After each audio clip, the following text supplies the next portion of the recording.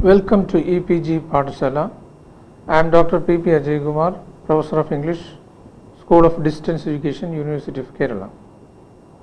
Today we will discuss the contributions of Dylan Thomas as a poet, and this part comes under the paper 20th Century English Literature.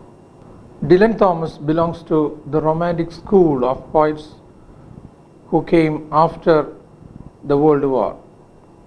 After the 1940s, a new group of poets emerged who tried to use the Romantic techniques once again, and his poetry is considered to be a kind of an emotional outburst. He tries to present these ideas with a kind of emotional intensity that is present in the poetry of Shelley, for example. Dylan Thomas's contribution to poetry in the modern period relies in his ability to use the romantic fervor in poetry. He was born in 1914 in the upland area of Swansea.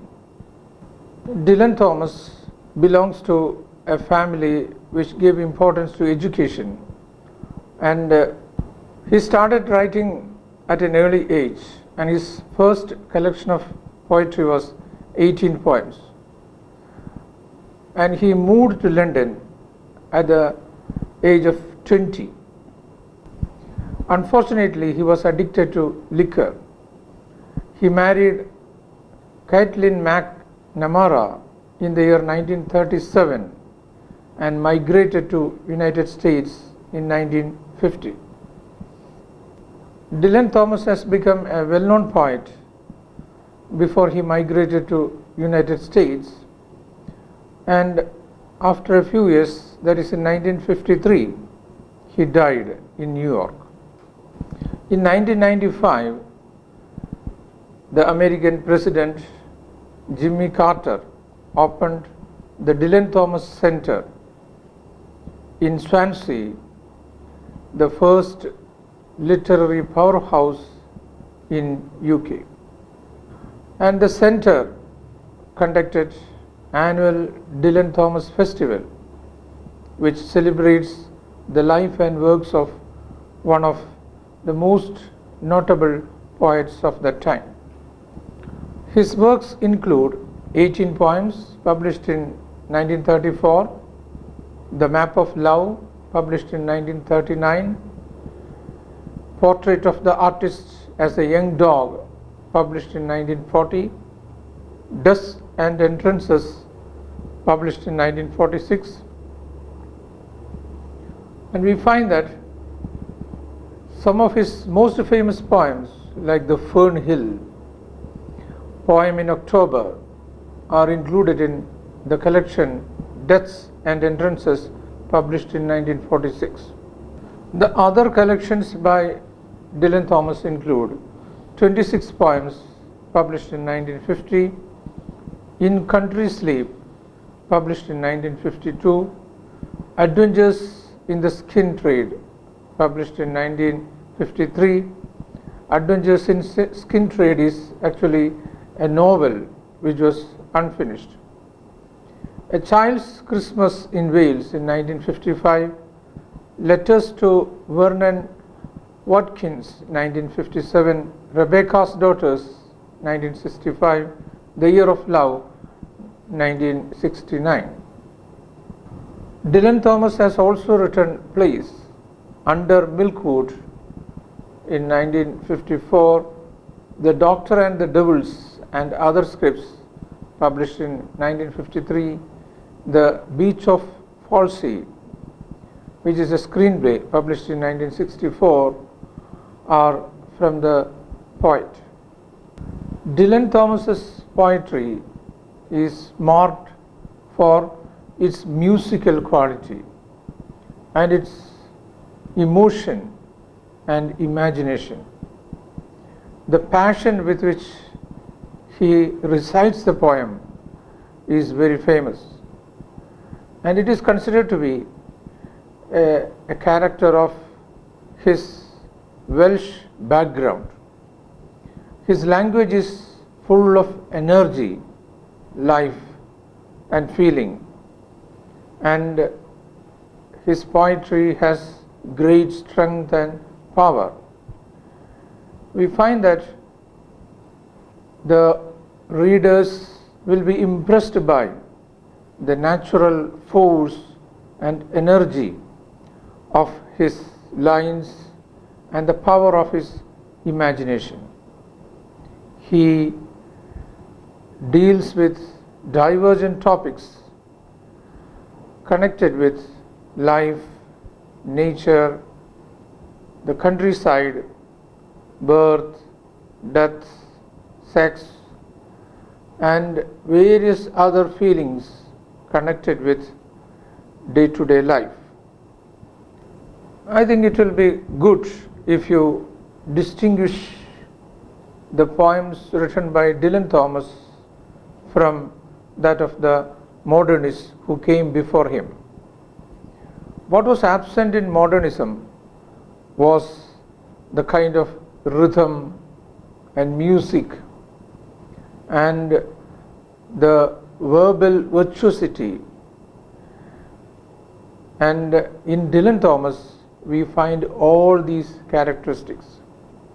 He looked back to poets like Gerard Manley Hopkins to regenerate the musical quality and the rhythm, alliteration, and the verbal density of poetry. We find that Dylan Thomas contributed in bringing back all these qualities to English poetry after the modernist school. But it is a fact that Dylan Thomas's poetry fails in addressing social issues. The contemporary problems faced by the society are not properly addressed in his poetry. His poems mainly deal with nostalgia, life, death, innocence, and such feelings, mostly personal feelings. And being a poet who gives importance to emotion, we find that it is natural. He was often very much nostalgic about his young days, the past life, and it is quite natural that he writes about his own personal experiences, nostalgic experiences of the past, and his personal experiences connected with his own life. The poem "Do Not Go Gentle Into That Good Night" is a poem dedicated to his father. Dylan Thomas was much influenced by his father, who was a very powerful man, but he found his father in his deathbed devoid of all power and strength, and he wrote this poem, "Do Not Go Gentle Into That Good Night," for his father. It, he thought, would give him the energy to fight with death. Another famous poem by Dylan Thomas is Fern Hill. It is one of the poems which is included in most of the anthologies, and the title Fern Hill refers to the poet's own farm where he spent his summer vacations in his childhood. The poem Fern Hill is a nostalgic poem. It is a recollection of his childhood days spent in his aunt's farm.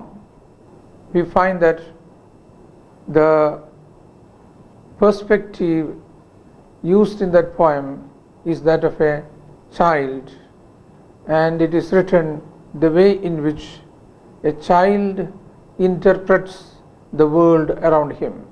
The poem also discusses topics related to time and mortality. We find that he uses images and symbols in abundance in the poem Fern Hill, and his language is highly flexible. He uses idioms and phrases which suit to the mood of the poem. So Fern Hill is a very good example of his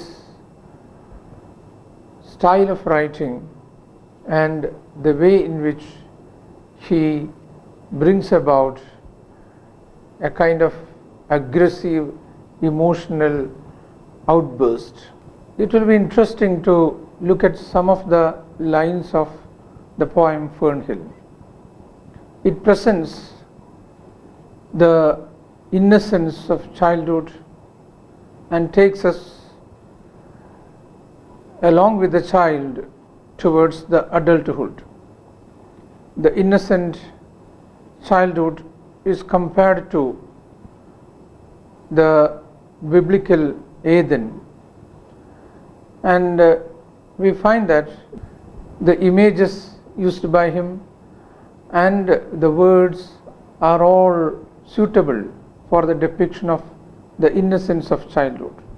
The poem begins like this: "Now as I was young and easy under the apple boughs, about the lilting house and happy as the grass was green, the night above the dingle starry time let me hail and climb, golden in the heydays of his eyes."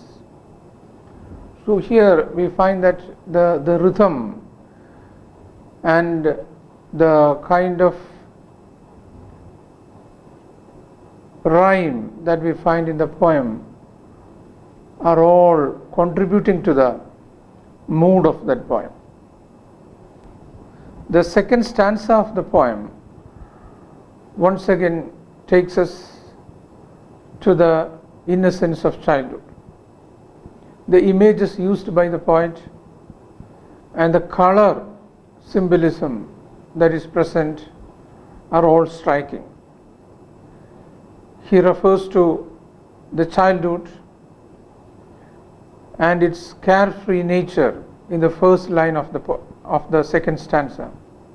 And as I was green and carefree, famous among the barns, about the happy yard and singing as the farm was home, in the sun that is young once only, time let me play and be golden in the mercy of his means. So here we find a poet who is highly nostalgic about his childhood days, who considers the innocence of childhood as something that is precious. Then when we read the poem, we find that it takes us emotionally back to our childhood days. He refers to images from the countryside, the hayfields high as the house, the tunes from the chimney, and fire green as grass, and the simple stars during the night, and the way he rode to sleep. We find that only a poet who has experienced the life in the countryside could present the images of the countryside with the kind of vividness that he does in this poem. In the last part of the poem, he refers to the transformation that happens to the child. He says, "Nothing I cared in the lamb-white days that time would take me up to the swallow-thronged loft by the shadow of my hand, in the moon that is always rising, nor that riding to sleep I should hear him fly with the high fields and wake to the farm forever, fled from the childless land. Oh, as I was young and easy in the mercy of his means, time held me green and dying, though I sang in my chains like the sea." So the poem gives us a vivid picture of his childhood and the way in which he has grown to the adulthood. And what is striking in this poem is its power and the way in which it presents the emotional attachment that he has towards the place and the power of his memories of the past. As we have seen, Dylan Thomas is a poet who belongs to the neo-romantic group. Apart from him, George Barker, W.S. Graham, Kathleen Rain, Henry Trees, and J.F. Henry are some of the poets who belong to the group. This group of neo-romantics turned to poets like Hart Crane, Gerald Manley Hopkins, Arthur Rimbaud, etc., and they revolted against the classicism of the new country poets. Dylan Thomas is considered to be the most famous poet among the new romantics. It may be because of his style of writing and the emotional nature of his poetry. The way he recites his poem is also fantastic, and it attracted many listeners and lovers of poetry. Dylan Thomas is considered to be a poet who belongs to the group of new romantics. As you are aware, Romanticism belongs to the last part of 18th century and the early part of 19th century. It is believed that Romanticism began with the publication of the collection of poems by Wordsworth and Coleridge, Lyrical Ballads, in 1798. And it goes up to 1838. And we find that the period which is now referred as Romantic period was a turbulent period in the history of England, mainly because of the social tensions that prevailed in that period, the transformation that was happening in the society,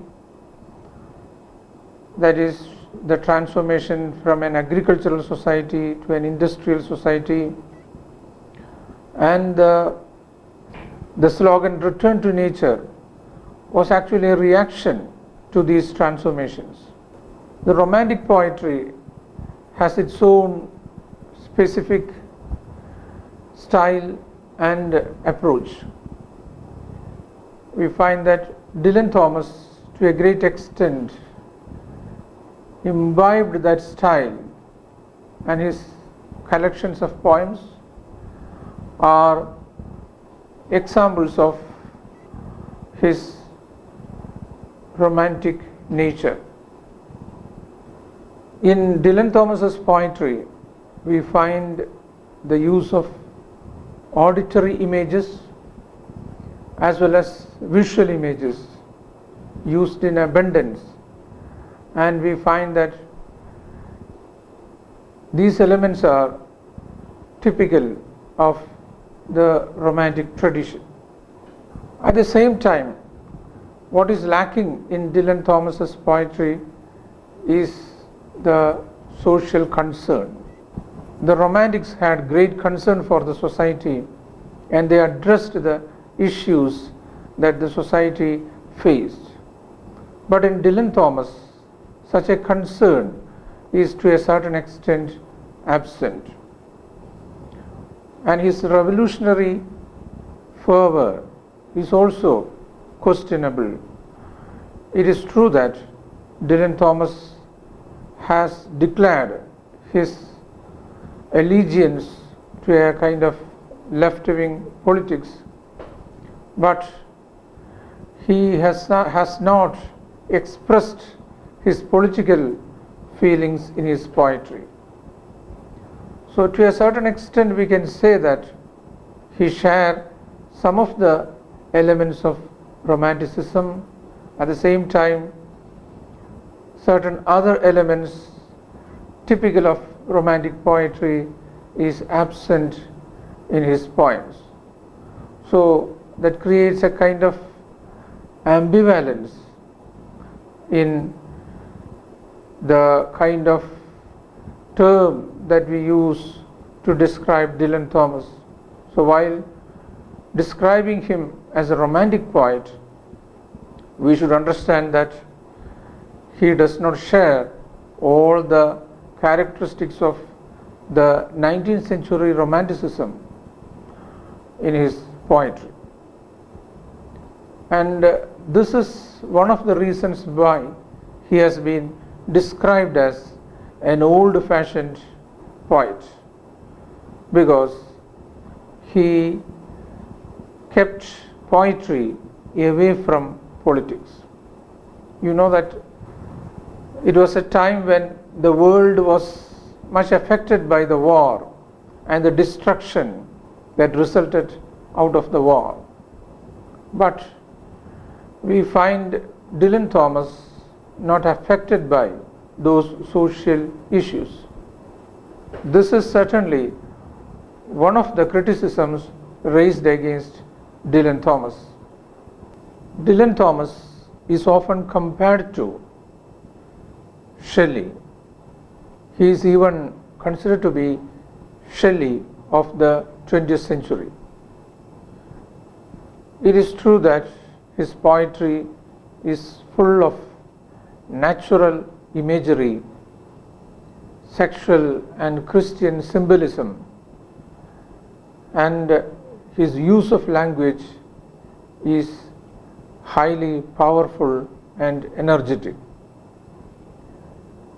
We find that he uses wordplay, fractured syntax, and personal symbolism in his poetry. And his images are centered around the human body, sex, and the Bible. So far we have discussed the major features of Dylan Thomas's poetry, and we have seen that he belongs to the school of neo-romantics. We have also gone through some of the important poems of Dylan Thomas, and I hope you have got some idea about the poet and his poems. In order to get a better understanding of Dylan Thomas's writings, please go through the books suggested in the part for further reading. Thank you.